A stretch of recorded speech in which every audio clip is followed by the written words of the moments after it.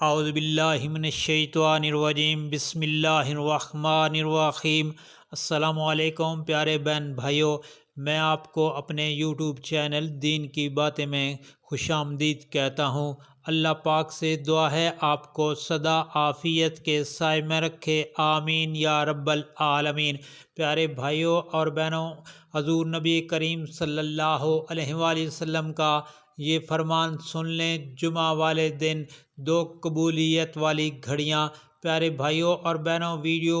شروع کرنے سے پہلے آپ سے گزارش ہے کہ آپ نے اگر میرے چینل کو ابھی تک سبسکرائب نہیں کیا تو کائنڈلی سبسکرائب کر لیجئے گا اور بیل کے آئیکن کو پریس کر دیجئے گا تاکہ ہر آنے والی جو نئی ویڈیو اس کا نوٹیفیکیشن آپ تک ضرور پہنچے۔ پیارے بھائیوں اور بہنوں، اللہ رب العزت کا انسانوں پر بے شمار احسانات ہیں، ساتھ ہی ساتھ بے شمار نعمتیں بھی ہیں جن کا شکریہ ادا کرنا ہم بندوں پر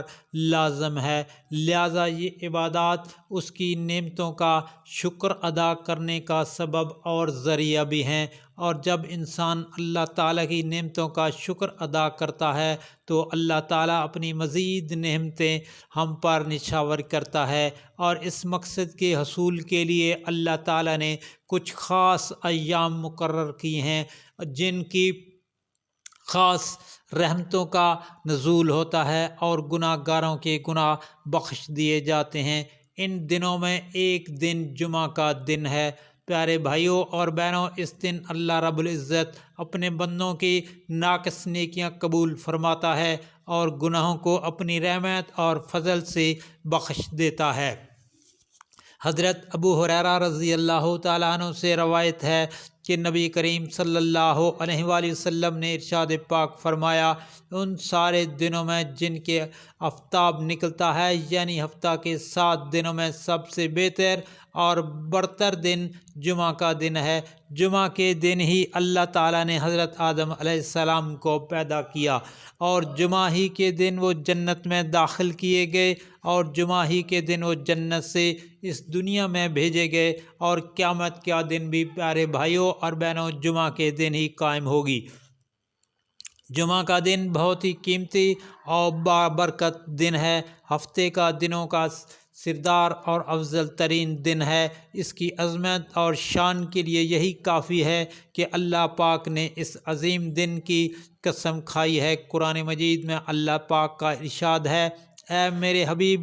صلی اللہ علیہ وآلہ وسلم فرما دیجئے کہ اے لوگو، اگر تم اللہ تعالیٰ سے محبت رکھتے ہو تو میری اطاعت کرو، اللہ تعالیٰ تم سے محبت فرمائیں گے اور تمہارے گناہ معاف فرما دیں گے۔ اللہ تعالیٰ بخشنے والے بہت مہربان ہے۔ اور اسی طرح سورۃ الاحزاب میں ارشاد باری تعالیٰ ہے کہ یقیناً تمہارے لیے رسول اللہ صلی اللہ علیہ وآلہ وسلم کی ذات مبارکہ میں بہترین نمونہ ہے۔ ترمذی شریف میں حضرت انس رضی اللہ تعالیٰ عنہ سے روایت ہے کہ حضور نبی کریم صلی اللہ علیہ وآلہ وسلم نے ارشاد پاک فرمایا، جس نے میری سنت سے محبت کی اس نے مجھ سے محبت کی، اور جس نے مجھ سے محبت کی وہ میرے ساتھ جنت میں داخل ہوگا۔ پیارے بھائیوں اور بہنوں، حضرت ابو ہریرہ رضی اللہ تعالیٰ عنہ سے روایت ہے، حضور نبی کریم صلی اللہ علیہ وآلہ وسلم نے ارشاد پاک فرمایا، جس شخص نے میری امت کے فساد کے وقت میری سنت کو تھام لیا تو اس کے لیے 100 شہیدوں کا اجر ہے۔ حضرت طارق بن شہاب رضی اللہ تعالیٰ عنہ سے روایت ہے کہ حضور نبی کریم صلی اللہ علیہ وآلہ وسلم نے ارشاد پاک فرمایا، جمعہ کی نماز جماعت کے ساتھ ادا کرنا ہر مسلمان پر لازم و واجب ہے۔ اس وجوب سے اس کی وجہ 5 قسم کے آدمی مستثنیٰ ہیں۔ اس سے مطلب ہے کہ 5 لوگ مستثنیٰ ہیں۔ نمبر 1 غلام، نمبر 2 عورت، نمبر 3 نابالغ لڑکا، نمبر 4 بیمار، نمبر 5 مسافر۔ اسی طرح حضرت ابو الجار رضی اللہ تعالیٰ عنہ سے روایت ہے، نبی کریم صلی اللہ علیہ وآلہ وسلم نے ارشاد پاک فرمایا کہ جو آدمی بلا عذر 3 جمعہ سستی کاہلی کی وجہ سے چھوڑ دے گا، اللہ تعالیٰ اس کے دل پر مور لگا دے گا، یعنی پھر وہ شخص نیک اعمال کی توفیق سے محروم رہے گا۔ حضرت سلمان فارسی رضی اللہ تعالیٰ عنہ سے روایت ہے، حضور نبی کریم صلی اللہ علیہ وآلہ وسلم نے ارشاد پاک فرمایا،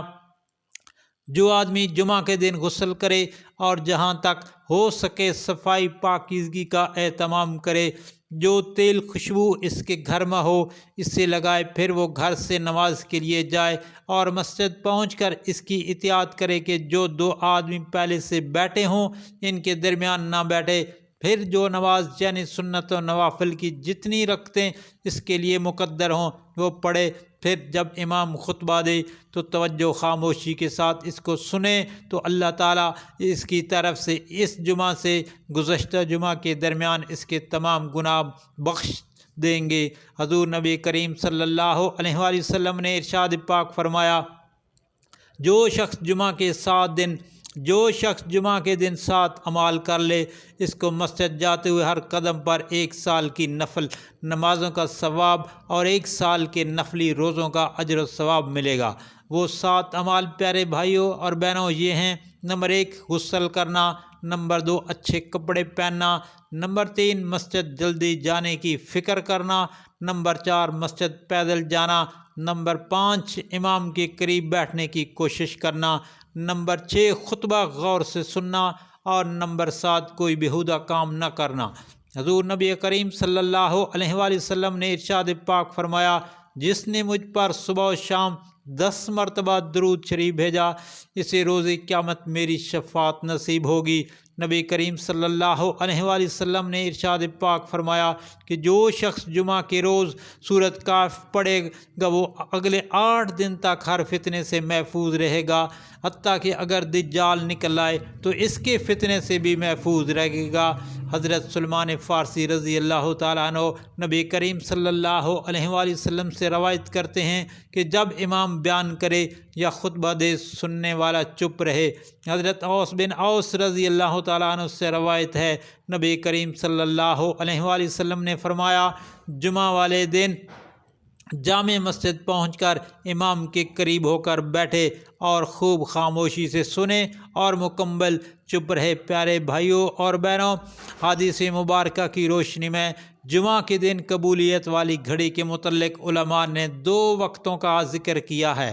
دونوں خطبوں کا درمیانی وقت جب امام ممبر پر کچھ لمحات کے لیے بیٹھتا ہے، زبان کے بجائے صرف دل میں دعا کریں۔ نمبر 2 غروب آفتاب سے کچھ وقت پہلے جمعہ کے دن دعا مانگنا، خاص کر دونوں خطبوں اور عصر سے مغرب کے درمیان واضح رہے کہ دونوں خطبوں کے درمیان دعا صرف دل ہی دل میں کی جائے، زبان سے نہیں، اور نہ ہی اس کے لیے ہاتھ اٹھائے جائیں۔ جمعہ کے دن حضور نبی کریم صلی اللہ علیہ وآلہ وسلم کے غلاموں اور امتیوں کے لیے رحمت و بخشش کا ذریعہ بنایا گیا ہے اور اسے سید الایام کہا گیا ہے۔ پیارے بھائیوں اور بہنوں، جمعہ کے دن ایک ایسی مقبول گھڑی ہے جس میں اللہ تعالیٰ کا کوئی بندہ جو کچھ اس سے مانگتا ہے وہ اسے عطا فرما دیتا ہے، اور جو وہ دعا کرتا ہے وہ قبول ہوتی ہے۔ جمعہ کے دن قبولیت کی گھڑی اس وقت شروع ہوتی ہے جب امام خطبہ کے لیے منبر پر تشریف فرماتا ہے اور دوسرا خطبہ شروع کرنے سے پہلے یعنی دونوں خطبوں کے درمیان جو بھی دعا مانگی جائے وہ قبول ہوگی۔ دوسری گھڑی عصر کی نماز کے بعد شروع ہوتی ہے اور غروب آفتاب تک رہتی ہے۔ حضرت فاطمہ الزہرا رضی اللہ تعالی عنہا بھی اس وقت دعا کیا کرتی تھیں، اس لیے آپ رضی اللہ تعالی عنہ نے ایک غلام مقرر کر رکھا تھا کہ وہ جمعہ کے دن اس قبولیت کی گھڑی سے آپ کو آگاہ کرے۔ چنانچہ جب وہ غلام آپ رضی اللہ تعالیٰ عنہ کو آ کر آگاہ کرتا تو آپ سارے کام چھوڑ دیتی تھیں اور دعا کرنے میں مصروف ہو جاتی تھیں۔ اس لیے جب اللہ تعالیٰ نے حضرت موسیٰ علیہ السلام کے سامنے جمعہ کے دن کی عظمت ظاہر فرمائی تو انہوں نے التجا کی کہ یہ دن انہیں عطا فرمایا جائے۔ اللہ تعالیٰ نے فرمایا، اے موسیٰ، یہ دن تو میں نے حضور نبی کریم صلی اللہ علیہ وآلہ وسلم کی امت کے لیے خاص فرما دیا ہے، اس لیے آپ کو عطا نہیں کیا جا سکتا۔ پیارے بھائیوں اور بہنوں، اللہ تعالیٰ سے دعا ہے ہمیں مبارک ایام کو سنت کے مطابق گزارنے کی توفیق عطا فرمائے اور ہم سب کو نیکوکاروں میں اللہ تعالیٰ شامل فرمائے، آمین یا رب العالمین۔ اور آپ سے گزارش ہے پیارے بھائیوں اور بہنوں کہ آپ نے ویڈیو کو آگے دوستوں، گھر والوں، عزیز و اقارب اور سوشل میڈیا پر لازمی شیئر کرنا ہے تاکہ ہر کسی کا بھلا ہو۔ اللہ تعالیٰ سے دعا ہے ہم سب کی پریشانیاں دور فرمائے، آمین، اور ہم پر کروڑہا رحمتیں نازل فرمائے، آمین یا رب العالمین۔